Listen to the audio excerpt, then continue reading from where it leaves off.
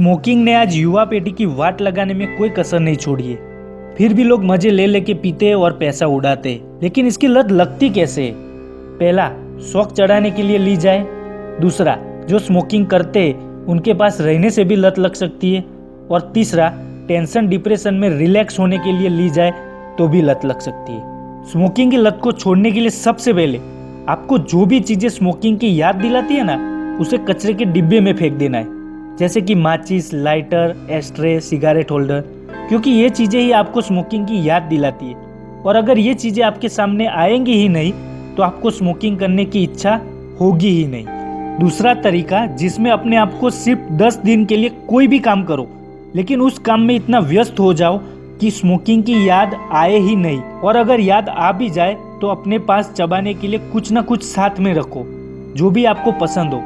जिससे होगा ये कि दूसरी चीज को चबाने से जिस टाइम पर आपको स्मोकिंग की आदत होगी वो टाइम बीत जाएगा और थोड़े दिनों बाद आपको स्मोकिंग की याद नहीं आएगी। तीसरा तरीका, मान लो अगर आप दिन में 5 सिगरेट पीते हो तो इसे छोड़ने के लिए 10 दिन का शेड्यूल बनाना पड़ेगा। इस शेड्यूल में आज आपने 5 सिगरेट पी तो कल यानी कि दूसरे दिन 5 सिगरेट पीने के 5 टाइम में एक टाइम को स्किप कर देना है। तीसरे दिन 2 टाइम को, चौथे दिन 3 टाइम, और फिर आपको एक दिन की गैप करनी है विदाउट स्मोकिंग। पूरा दिन स्मोकिंग के बिना रहना है। अगर ये तरीका आपको मुश्किल लगता है तो दूसरे तरीके में बताए गए अनुसार कुछ ना कुछ चबाने के लिए अपने पास रखना है। चौथा और सबसे यूजफुल तरीका, जिसमें मनोविज्ञान की भाषा में बात की जाए तो इंसान के उठने के ठीक 5 से 7 मिनट तक सबकॉन्शियस माइंड एक्टिव होता है और उस टाइम पे आपने जो भी सोचा होगा, नेगेटिव पॉजिटिव जैसा भी, वैसा ही पूरा दिन जाएगा, ये मनोविज्ञान कहता है। तुम बोलोगे अरे भाई स्मोकिंग का इससे क्या लेना देना है?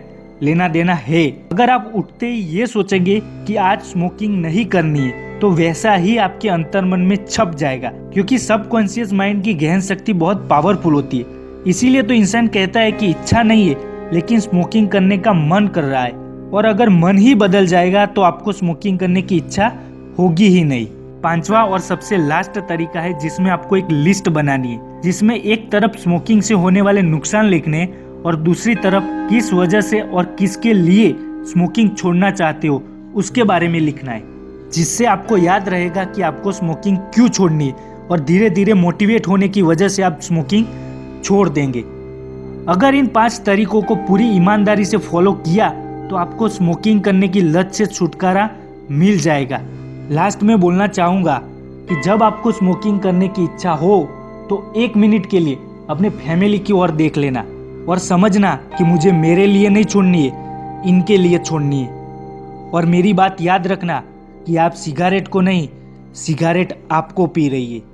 जो लोग स्मोकिंग छोड़ना चाहते वो सभी लाइक करो और ज़्यादा से ज़्यादा लोगों तक इस इन्फॉर्मेशन को पहुंचाने में मदद करो, यानी कि शेयर करो। और ऐसे ही मेडिकल साइंस के बारे में, मनोविज्ञान की रहस्यमय बातें जानने के लिए सब्सक्राइब करो और बाजू वाली घंटी बजाओ। तब तक के लिए बाय।